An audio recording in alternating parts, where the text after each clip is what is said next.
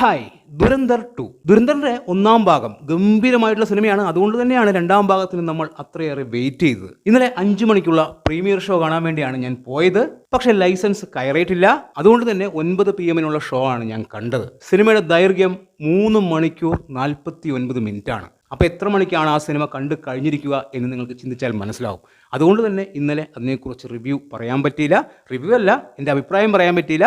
ഇപ്പോഴാണ് നമുക്ക് സംസാരിക്കാൻ പറ്റിയത്. അതിനു മുൻപ് കുറേ ആൾക്കാരുടെ റിവ്യൂ ഞാൻ കണ്ടു. ഭൂരിഭാഗം പേർക്കും സിനിമ ഗംഭീരമായി എന്നുള്ളത് തന്നെയാണ് അഭിപ്രായം. കുറച്ച് ആൾക്കാർ നെഗറ്റീവ് പറയുന്നുണ്ട്. നെഗറ്റീവ് പറയുക എന്ന് വെച്ച് കഴിഞ്ഞാൽ സിനിമ മോശമായതുകൊണ്ടല്ല, അവർ ഉദ്ദേശിച്ച രാഷ്ട്രീയമല്ല സിനിമയിൽ പറഞ്ഞിരിക്കുന്നത് എന്നുള്ളത് കൊണ്ട് കുറേ ആൾക്കാർ നെഗറ്റീവ് പറയുന്നു. അവർക്ക് സിനിമ മോശമാണ് എന്നുള്ളതല്ല അഭിപ്രായം. സിനിമയിൽ പറയുന്ന വിഷയം അവർക്ക് ഉൾക്കൊള്ളാൻ സാധിക്കുന്നില്ല എന്നുള്ളതാണ്. എന്താണ് സംഭവം എന്ന് ചോദിച്ചു കഴിഞ്ഞാൽ നോട്ട് നിരോധനം അതെന്തുകൊണ്ടാണ്, എങ്ങനെയാണ്, അതുപോലെ തന്നെ മോദിയെ അത്യാവശ്യം വെള്ളപൂശുന്നുണ്ട്. അതൊക്കെ പല ആൾക്കാർക്കും ഇഷ്ടപ്പെടുന്നില്ല. എന്നെ സംബന്ധിച്ച് 3 മണിക്കൂർ 49 മിനിറ്റ് പോയതറിഞ്ഞില്ല. ഗംഭീരമായ സിനിമ, എല്ലാം കൊണ്ടും ഗംഭീരമായ സിനിമ.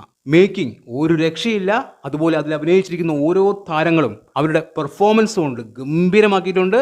ആർട്ട് ഡിപ്പാർട്ട്മെന്റ് അതും ഗംഭീരമാണ്. മ്യൂസിക് ഒന്നും പറയാനില്ല. സത്യം പറഞ്ഞാൽ വേറെ ലെവൽ സിനിമ. സാധാരണഗതിയിൽ ഇത്രയും വലിയൊരു സിനിമ, അതായത് 3 മണിക്കൂറിന് മുകളിലുള്ള ഒരു സിനിമ കണ്ടിരിക്കുക എന്നുള്ളത് പ്രയാസമേറിയ ഒരു കാര്യമാണ്. ഇത് 4 മണിക്കൂറിന് അടുത്തുണ്ട് സിനിമ. പക്ഷെ നമ്മൾക്ക് ഒരു സെക്കൻഡ് പോലും ബോറടിക്കുന്നില്ല എന്നുള്ളത് എടുത്തു പറയുന്നു. എന്നെ സംബന്ധിച്ച് എനിക്ക് ദുരന്തർ 1-നേക്കാളും ഒരു പടി കൂടി മുകളിൽ ഈ സിനിമ ഇഷ്ടമായി എന്നുള്ളതാണ്. രാഷ്ട്രീയപരമായി പല ആൾക്കാർക്കും പല അഭിപ്രായങ്ങളുണ്ടാവും. ഇപ്പോൾ നോട്ട് നിരോധനം അതുപോലുള്ള കാര്യങ്ങളൊക്കെ പല ആൾക്കാർക്കും പല രീതിയിലാണ് അഭിപ്രായങ്ങൾ. അതുകൊണ്ട് തന്നെ ആ വിഷയം സംസാരിക്കുമ്പോൾ അവർ ഉദ്ദേശിച്ചതുപോലെ സംസാരിച്ചില്ല എങ്കിൽ, ഇപ്പോൾ നോട്ട് നിരോധനം ശരിയല്ല എന്ന് പറയുന്ന ഒരു വിഭാഗം ആൾക്കാരുണ്ട്. അവരുടെ കാഴ്ചപ്പാടിൽ അത് ശരിയല്ല എന്നുള്ളതാണ്. അത് ശരിയാണ് എന്നുള്ള തരത്തിൽ സംസാരിക്കുമ്പോൾ ഒരുപക്ഷെ അവർക്ക് ഇഷ്ടമാവില്ല. അത്തരത്തിലാണ് പല ആൾക്കാരും ഈ സിനിമയെ നെഗറ്റീവ് പറയുന്നത്. അതായത് ചില ആളുകൾ ഉദ്ദേശിച്ച രീതിയിലല്ല അവർ സിനിമയിൽ കഥ പറഞ്ഞിരിക്കുന്നത്. അവരുടെ വ്യൂ പോയിന്റിൽ അത് കറക്റ്റ് ആയിരുന്നു. അത് ഇഷ്ടപ്പെടുന്ന ഒരുപാട് ആൾക്കാരുണ്ട്. അത് ശരിയാണ് എന്ന് ചിന്തിക്കുന്ന ഒരുപാട് ആൾക്കാരുണ്ട്. ഇനി നോട്ട് നിരോധനം ശരിയല്ല എന്ന് പറയുന്നവർക്കും ഈ സിനിമ ഇഷ്ടമായിട്ടുണ്ട്. പക്ഷെ അന്ധമായിട്ട് സിനിമയെ സിനിമയായി കാണാതെ ഞങ്ങൾ ഉദ്ദേശിച്ചതുപോലെയല്ല സിനിമയിൽ പറഞ്ഞിരിക്കുന്നത്, സിനിമ വളരെ മോശം എന്ന് പറയുന്നതിനോട് നമുക്ക് യോജിപ്പില്ല. അവർ ഉദ്ദേശിച്ച രാഷ്ട്രീയമല്ല സിനിമയിൽ വന്നത് എന്ന് പറയാം. അല്ലാതെ അത് മോശമാണ് എന്ന് പറയുന്നതിനോട് നമുക്ക് യോജിപ്പില്ല. എന്നെ സംബന്ധിച്ച് സിനിമ ഗംഭീരമായിട്ടുള്ള സിനിമയാണ്. അഭിനയിച്ച ഓരോ വ്യക്തികളും ഗംഭീരമായിട്ടുണ്ട്.